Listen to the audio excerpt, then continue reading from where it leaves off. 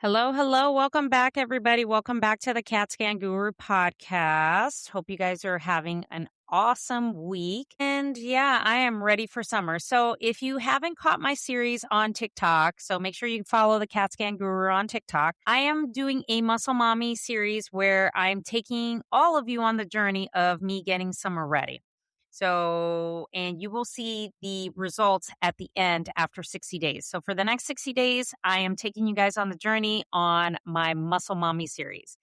Now, fitness is not something that's new to me. I have done fitness up and down so many times over the last 20 years. And for the last 3 years, I have just made it my therapy.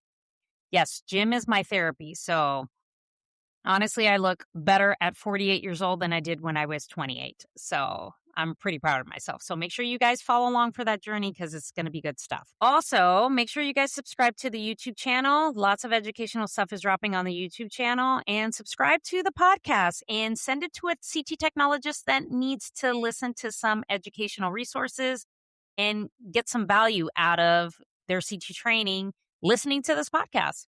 So make sure you guys do that.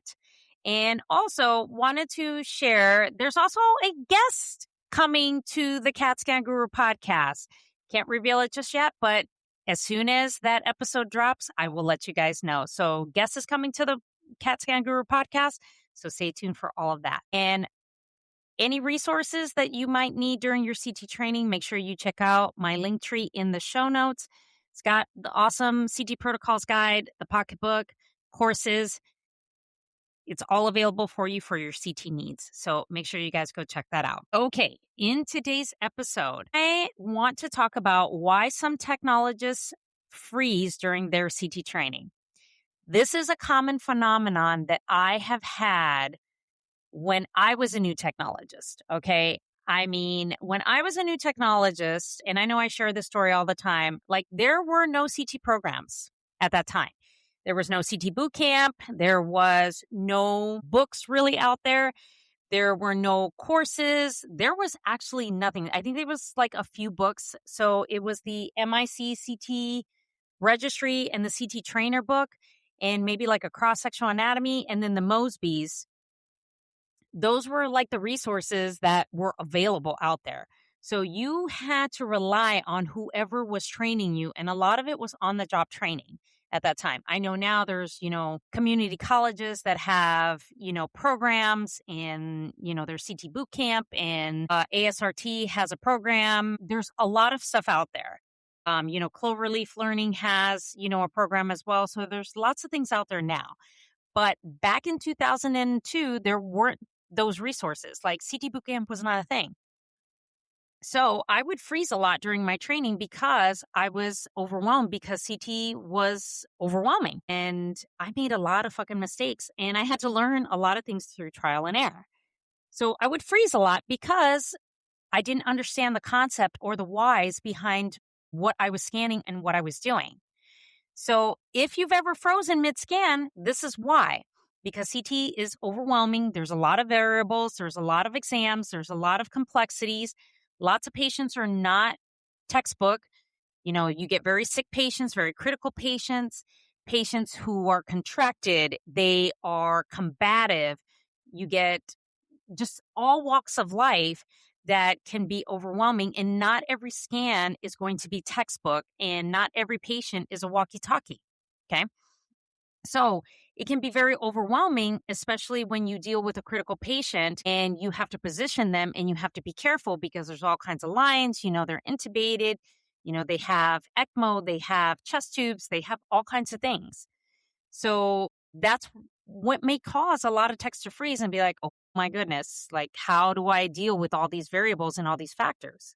Okay. One of the things, and I know I talk about this, not even on my TikTok channel, but I talk about it here on the podcast, is there's really no structure or like a setup framework or just, like a department structured training program that exists out there.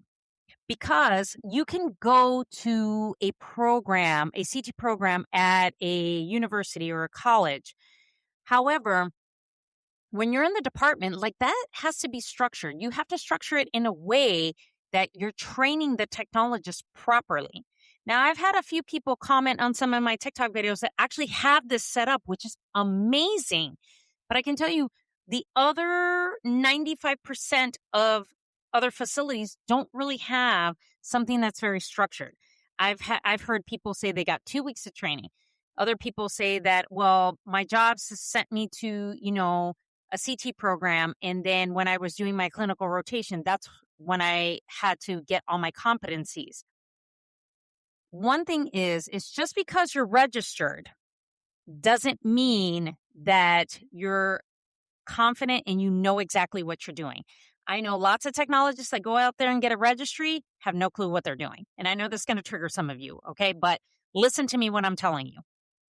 There has to be that framework, that structure, just a structured program on the department level, because that's very important. Because CT programs, as far as in, community colleges and universities, they're not going to have that set up because every facility is different on how they do their process, how they execute their exams, what the radiologist protocols are, right? So there could be a fear of mistakes and not knowing. So they can be fearful of me making mistakes, and we all make mistakes. We're human, okay? And it is very important, very just critical that you recognize the mistake immediately and know how to correct it so it doesn't happen the next time. So a lot of times, if the training structure is not set up for success, there could be a lot of mistakes happening and you're not even knowing it, okay? Then comes hesitation. Technologists will hesitate because they're unsure of, okay, is this the right amount of contrast? Is this the right protocol? Or is my box set up correctly? Do I have all my reformats correctly? Everything that's going to reconstruct so I can do my coronal and sagittal reformats, is it correct? So with that comes a lot of anxiety and second guessing. So we have to set up our department training programs efficiently so that we can set them up for success. So how do we do this? Well, we need a simple workflow. I have an awesome free 8-week checklist that I've put together on some things that I feel as a new technologist that you need to know. So make sure you check that out in the show notes. It gives you like a simple workflow on what you need to know as far as, executing your training correctly. Okay. And then you need a repeatable system. So making sure that the technologist knows their core exams. So that's your heads without, your abdomen and pelvis is with, your PE studies, your stroke protocol, and, whatever else that they need to know. So to make sure that they repeat and just hone in and make sure that they execute correctly those core exams. Okay.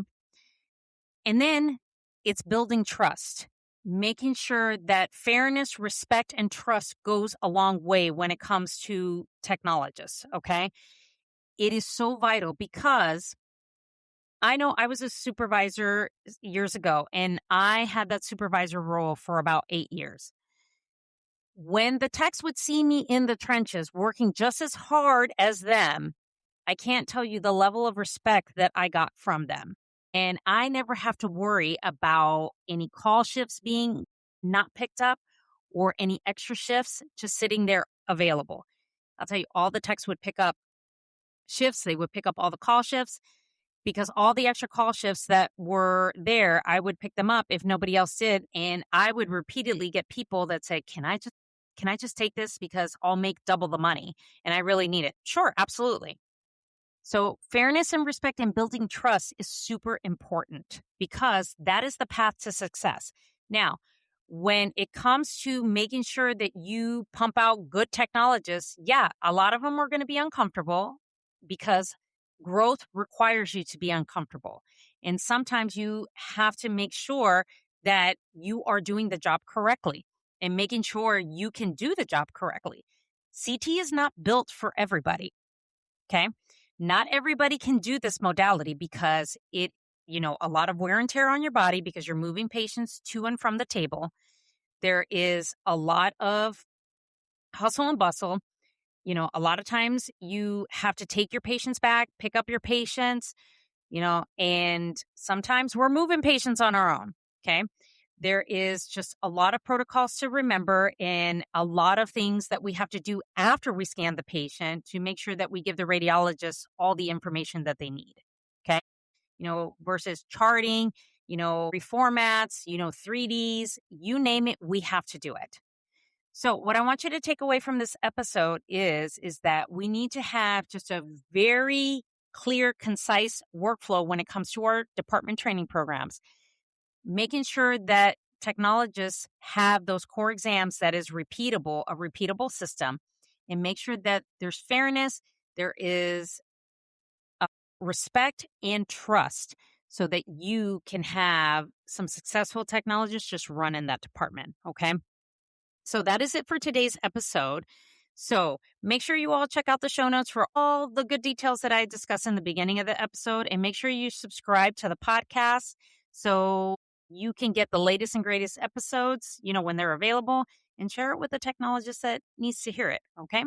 So thank you so much for joining me in this episode, and I will chat with you guys in the next episode.